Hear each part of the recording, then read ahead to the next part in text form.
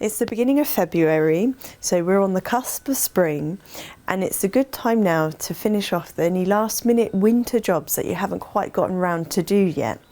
For us, it's tidying out the greenhouses and lean-tos.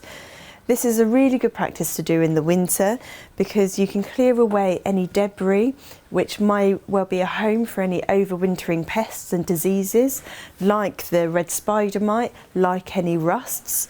It's a good idea to pot up plants that have become pot bound.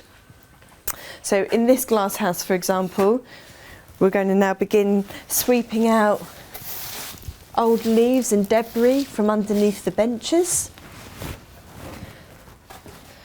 We're going to remove any old pots that are kicking around and any rubbish that can just be little homes for any of the nasty crawlies that we don't want going all over our plants.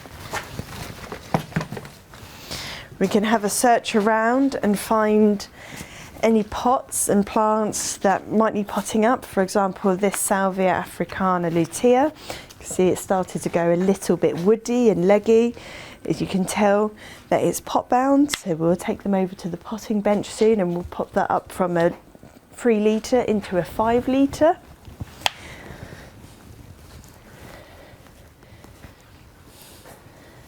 You can see here these osteospermums are really quite terribly pot bound now, so what we're going to do, we're going to pot these into a 3 or a 5 litre, and I would probably cut them back to encourage them to shoot. Healthy plants that have all of the nutrients that they need, generally stronger to fight off any pests and diseases. This Amicia is dormant, so that's fine, and it's not pot bound. And we'll pull out any bags and rubbish, so we'll put that in the bin. And there we are.